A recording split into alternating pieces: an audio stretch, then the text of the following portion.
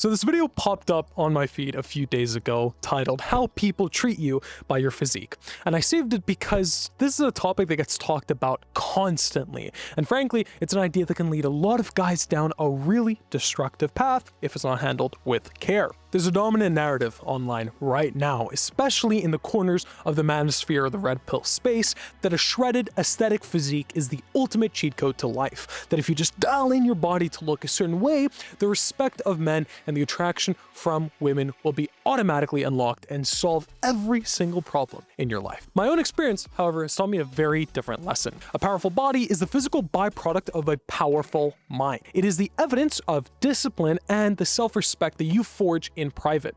It's something you build for yourself first and foremost. Look, I'm 21, okay, and just 2 years ago, I was a skinny fat kid, smoking, totally lost and in the deepest pit that I've ever been in. I genuinely hated myself. I've lived what it feels like to have zero respect for the man in the mirror, and the process of climbing out of that hole by building my body taught me that the real prize is the person that you become to earn it. I haven't watched this video yet. I'm going in blind with you, and we are going to react to it together. I'll give you my raw, unfiltered thoughts, and let's see if these guys offer a genuine blueprint for building self-respect, or just another ideology that keeps you trapped, seeking approval, just like the rest of the manosphere or red pill space. How do you get treated for having an elite level physique? Today, we're going to be going over how you get treated based on how attractive your physique. Okay, we're starting off strong, okay?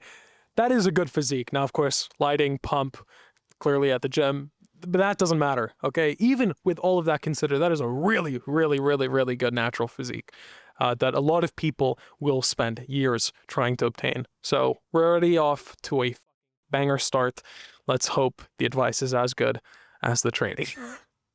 So I've created this really simple to understand drawing that determines how attractive your physique is and then tells you how you'll be treated in your real world life. Let's keep it a bean. Most guys start at the Let's keep it a bean. gym because they want certain Okay, this guy's good. This guy's physique is also really good. things. The real world results: attraction from women, respect from men, and just generally feeling better about themselves. However, Okay, feeling better about yourself, that's important. That's usually not mentioned. Okay, we're looking internally here. That's base. We're looking good so far. along the line, usually they get led astray down the gym cell path. They turn into a perma-bulking gym cell, maybe even taking copious amounts of steroids to keep up with the ever-growing standards online, which is why we need to Base, true, okay? Don't take steroids unless you are at the highest level of competition. You've already beat all of your natural path, okay? But if you're still not at that point, there's no point taking steroids. be so autistic and draw diagrams like this to explain the benefits of just having a nice, lean, aesthetic physique. We call it the AAA physique. So we can see here at level 1, you're at rock bottom. And down below, we can see what this might look like. So if you are truly at rock bottom, this means you're severely overweight, you're severely skinny, and like chronically pale, like an A4 sheet of paper, right? And Okay, when base, you are not a at good rock thing. bottom, women and even people in general treat you like you don't exist. You are completely invisible. You will have the feeling that you just don't exist. You're not important, okay? You get no respect from men and you get micro-bullied in every situation. You might be the butt of the joke at work. You might be constantly teased about certain things. Okay, let's be real, okay? If you are severely lacking in the looks department, you will need to invest more skill points into personality, okay? That is a fact of the world. It will be a little harder for you to make friends. The halo effect is real. Like, looks do matter to a certain extent, but it might also not be the worst thing, okay? Sometimes you do need a little bit of character building, and there is nothing like a bad spawn to build a good character, okay? Or you're never involved in the joke. Once again, you're at the rear end of the joke. You're a jester, so you're constantly finding that you have to even make fun of yourself, be extremely flamboyant. Okay, don't make fun of yourself. Self-deprecation is not based. Everyone can see it, and it's always cringe. Humor is important, okay? And humor will take you a long way. But humor is one of those things that you do need a little bit of IQ and especially a lot of EQ to be able to land. So if you have humor, you're probably like 90% of the way there. And like self-deprecating, this is a jester. That's what a jester is. And you're always a safe friend for women. You're never the guy that is going there at 1 a.m., smashing, and then going home. Casual sex is not a flex, okay? Being a girl's third dick appointment that night is not a flex, okay? For men and for women, you know, men I think it's normal in the manosphere, the red pill sphere, to look down on a woman that has a lot of partners. But trust me, women will have the same exact opinion of you, okay? A man who's slept with a lot of women is not respected by other women. You have this empty part of your soul. You are missing something in life. And filling that hole, well, by filling someone else's hole is not the way to go, okay? That is the shortest way to have an unfulfilling and depressing life. Soon enough, you will find yourself in a Bonnie Blue queue, and trust me, that is not a place where you want to be, okay? Settle down, look for a girlfriend, look for a wife, which is 100% harder. It's 100% harder looking for a meaningful relationship than one night stands. But trust me, it is so much more worth it, okay? I'm not an abstinence guy. I'm not a religious guy, okay? And I have been around the block to a certain degree, but I've also been in long-term committed relationships. And let me tell you, not only is it far more meaningful, even the intimacy, okay? The intimacy is always, always, always better in long-term relationships. You are the safe friend that she tells you about, that guy. This thing of not wanting to be a safe friend is fucking weird as too, okay? Being a threat or a dangerous man to a woman, that being an aspiration is really sus, okay? That is not, Batman could not waterboard that out of me, okay? Let me just put it that way. And then lastly, you're just low status in general. You don't have like a massive friend group and you find it really hard to make friends. This is the brutal reality. This is the truth. And I don't say this to be mean or to be overly brutal. I tell you this because we preach the truth. We preach the... Every time someone tells you that they're brutally honest, I always feel like they put more emphasis on the brutality of the honesty than the honesty itself. That's not the case here. I don't think anything they're saying is insane, but that's just like a thing that gets me a little bit when people say, I'm a brutally honest guy. I just say it like it is, okay? There are ways that you can communicate the truth without being a dickhead, okay? These guys are not being dickheads. I think they're being fine. I don't think any of the language they use is insane, but just remember that, okay? Be a good person. Be good to the ones around you, and you will find that they will be good to you too. Real realities of the world. And I think it's better to know the real truth than to live in a constant delusion that most guys are living in. This is what we teach here at the Harley Twins Foundation.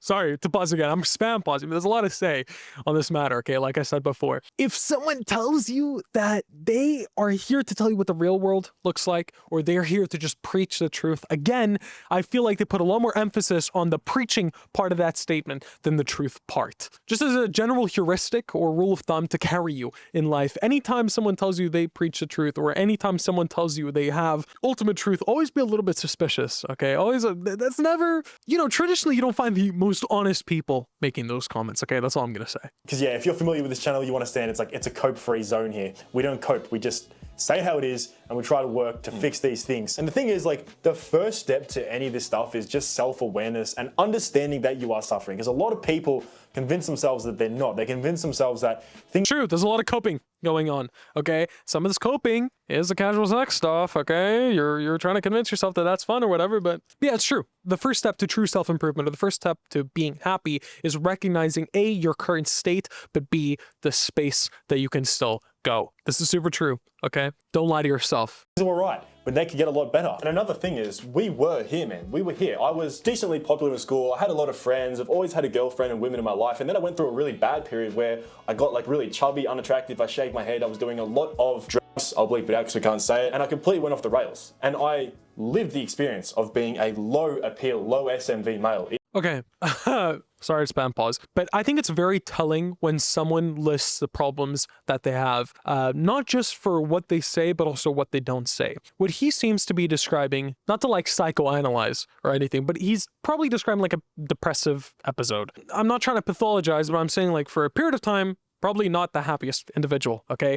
Nobody that's incredibly happy turns to drugs, shaves their heads, whatever. Like, nobody happy does these things. Again, these are all ways that we can fill this void that we have. Not necessarily a spiritual void. I'm not a very spiritual person myself, but there is a void of purpose. So something's missing. And typically we turn to the external world for this a lot because it's easier to look out than to look in. I mean, you look out every day of your life, right? This can also partially be an external locus of control. So the way I describe a locus of control is whatever you feel like you have control over. For example, most people will probably say you don't have control over the weather, so that exists outside of your locus of control. You can have two different types of locus of control. You can have a very internal locus of control where you think you actually control a lot of things, you are in control, or you can have a very external locus of control. So you see this a lot in, not to specifically hate on anybody, but very obese people. You usually say like, oh, I have a thyroid problem, or I have this problem, whatever, my metabolism is usually really low.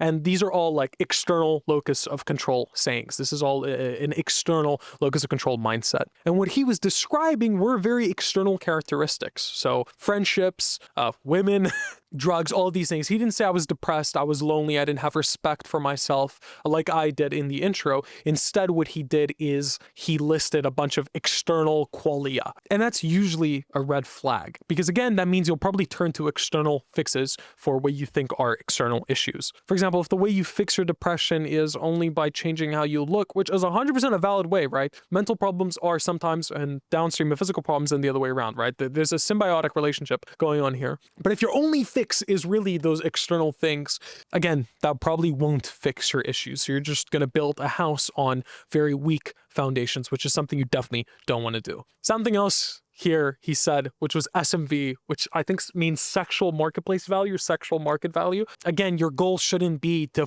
people, okay, whether those are men or women. Fucking sucks. And we get tons of comments of people saying like, oh, well, that's so superficial this, that's so surface level. But here's the thing, you're in a superficial world. And I was once like okay, every time someone says we live in this world, that is also very telling of the way they feel, okay? There's, again, I don't want to dump psych terms, especially when society is way too comfortable wielding and using psych terms as weapons. But I feel like this is a case of projection. You experience the world through your lenses, right? You experience the world through your mind. There's no real other way to experience the world. You can't go into spectator mode and just float around, right? Which means the way you feel like the world is, unless it's based on empirics or objective measurements, is usually the way you feel. So for example, when I was really depressed, I thought that a lot of people were like, I remember walking outside when I was really depressed, and I'm sure you can empathize with this if you've been in that mental space, and the way you feel like other people are thinking is very, very different to when you're in a happy state. I remember I used to like people watch, and I used to think like, oh, this person's judging me, or this person is like unhappy, whatever. You have all of these like blue filters on your glasses. But when you're happy, you see the world with these rose-colored lenses. I mean, we see that in relationships, right? That's a big saying. You're seeing the world through rose-colored lenses or rose-colored glasses. So when someone describes the world as a very superficial world, that probably signals to me that they're a very superficial person. But of course, this video is a purely superficial video because it's about how people treat you based on your external looks. So I'm not expecting anything else, but I think it's just really important to put that out there. Heavy blue pillar as well. And I was also very naive. Oh my God, the blue. But I'm still, like, we're beating a dead horse here. And I thought that surely the world can't be that superficial, but it is. That's just how things are. Name an ugly actor that isn't a comedian. By the way, guys. Bro, come on, man. What are we doing here?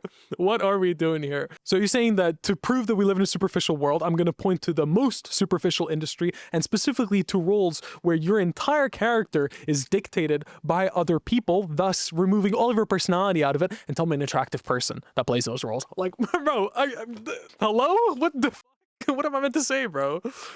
We live in a superficial world, and to prove that, tell me a model that isn't attractive. Like, okay, bro, like, I don't know, I guess I can't. I'm sorry. Like, what? That's like saying, looks don't matter at all. Tell me one attractive person that's won the Nobel Peace Prize. Like, but then, it's like, these are completely unrelated things. I don't see the connection that you're making here. The comprehensive program to build the AAA physique just got dropped to the... Oh my God, now we're selling courses. Okay, I don't know if I can make it to this video. Listen, I started this video being as charitable as possible, okay? You saw that. We're a quarter of the way through, and I don't know if I can finish this. You know what? Okay, let me just tell you this, okay? I like coaches, and I like personal trainers, because I think something that is incredibly important to achieving a better physique or to achieving better fitness is motivation. And some people lack that intrinsic or internal motivation, and they need more of an external motivator. And that's where the coaches and personal trainers come in. That's completely valid to me. I completely agree with that. Now, if someone's saying, I need a personal trainer because I don't know how to train, or I need a coach because I don't know how to eat properly, I don't know how to lift properly, I don't know what exercises to do. Anytime it's an information-based problem, you are never going to succeed for two reasons. One, the information is fully available out there, and the person that's probably giving you this information is probably not going to be the most well-equipped person to do this, okay? Most personal trainers that I know all about lifting, okay? They don't know how to build an aesthetic physique. They know how to get you to move around and feel like you're doing work, but they don't know how to actually, they don't know the science behind lifting. Number two, if you are seeking external information from an individual, you are being either lazy or not creative, not even creative. You don't know how to look for quality information. So when that information starts failing you, you won't be able to progress. Every single piece of information that you need to build a solid physique, to build a really good physique, I dare to say at least 8 out of 10 physique is going to be freely available online. I'd go as far to say a 10 out of 10 physique. Now, if you want to start getting into more technical periodization things or like super specific sports-based info, then I completely understand going for a coach or buying a book, something like that. But anytime someone's selling you information, it's always a scam, okay? Always. Price of less than fucking Netflix. This is our gift to you from all the support you've been showing us recently. Especially a monthly price. Like this is something you should only pay to have once, okay? And if you're struggling to find information online for fitness, I'm gonna leave a bunch of creators that I like down in the description down below. Super reliable guys, you can trust them. Of course, don't take anything anybody says as gospel, not even anything I say. Think for yourself, but these are really good starting points to understand how to pursue fitness a little better. And they're free. It's essentially the complete... Okay, so, of course, bro. AI-generated images. It looks like AI-generated text because the emojis, but again, I'm just spitballing here, but obviously AI-generated images. Without even seeing the rest, I guarantee you that whatever plan they're going to give you, whether it be diet, fitness, whether it be just information, is going to be fully AI-generated. I guarantee you that. And I'm not saying that because I think these guys are bad or evil, but it's because the information that they're probably going to give you is going to be so rudimentary and so basic that even AI could do a good job of telling you this information. Remember, AI is free, okay? There's even open source models out there. If you don't even want to trust online people, trust the AI superintelligence. Dr. Mike type shit. Protocol to build the max appeal. Okay, we're gonna start reading. Dude, the first thing I see, really, semen retention and nofap. There is no research, to my knowledge, out there that exists that shows any efficacy of semen retention, nofap, and increasing testosterone, okay? Absolutely zero. That is brain rot, and anytime someone mentions it, it's always a very big red flag. That's like you're on like watching Hamza tier type brain rot. Physique, including everything. Okay. Oh, we've got workout plans. Oh, I want to start with a 249 grams of protein. What the? 3,300 calories at 84 kg? Dude, these are 100% AI generated numbers. There's no way a human being wrote this shit down, bro. Today's workout, incline bench, dumbbell shoulder press, cable flies. Okay, this is all fine. Today's 273 grams of protein from high protein overnight oats, classic chicken, rice and broccoli, keto steak and mushroom bowl, protein packed Greek yogurt bowl, and added 1 scoop of protein powder. That, first of all, I big doubt that is going to give you 273 grams of protein, but it's not even that. Why the you eating almost the same amount of protein as you're eating carbs? That's insane. This is Delulu, okay? This is Delulu territory. What are we doing? This is not even sustainable. Bro, someone set up a Chernobyl safety zone around this because this guy's about to let out the dirtiest farts that you've ever smelled in your life, okay? If you're trying to build an aesthetic physique, bro, you're fucking Jupiter, okay? Gas giant out here. Everything from your own... Yeah, I don't know what to say. Simple egg and avocado toast as a recipe. Are you retarded? If you need a recipe to tell you how to put an egg on avocado on toast, you might be cooked. You might be finished, brother. And instead of looking for advice on fitness, you should be looking for advice on how to find a caretaker because you need one. Personal diet plan, training plan. Pull day, deadlift, bent over row, pull-ups, face pulls, hammer curls.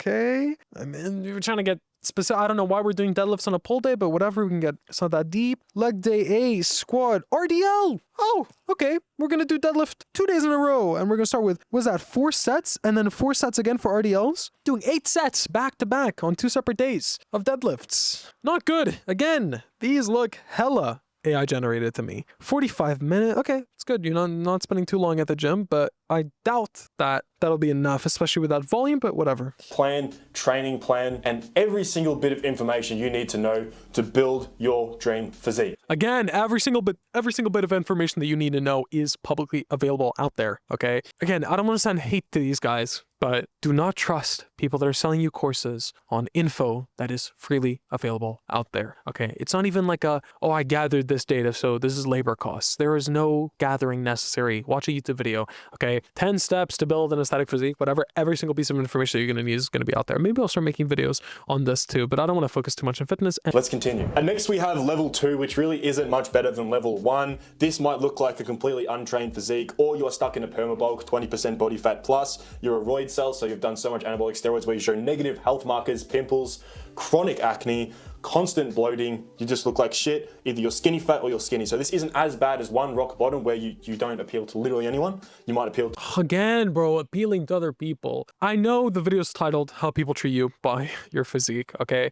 And I know, I guess, the goal of this is to appeal to other people. But there's more to your physique than your physique. And that might sound like speak, but that genuinely means something. There's a reason why in the gym you will find some of the nicest people that you have ever met. It's because you are already selecting for people that have the discipline to show up as much as they needed to build that physique. They have that internal motivation. They're not brain rotting or bed rotting the whole day. So you're already selecting for something, but that something isn't just attractive. It's not because you're jacked that you're going to be nicer, or it's not just because they're jacked that you feel like they are nicer. They're genuinely nicer people because they're just better. Better personality, better mentality. You get no validation without prompt, okay? So you are constantly having to ask for, do I look good? Does this shirt look good? You're constantly having to ask for compliments or even just slight validation. Like, I feel like we're just going to get the same shit over and over again. I feel like the video we just watched lays out a really good map to becoming a product. A product to be rated, scored, and hopefully approved on a public market.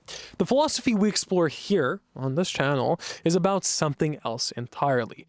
It's about learning to draw your own blueprint. It's about making your body physical evidence of your discipline, the undeniable proof of your character forged rep by rep in private. The respect you earn from the world is simply an echo of the respect that you've already built for yourself. Remember that feeling we talked about at the start? Gnawing pain of being invisible, of feeling powerless. That entire system, their scorecard, keeps you chained to that feeling.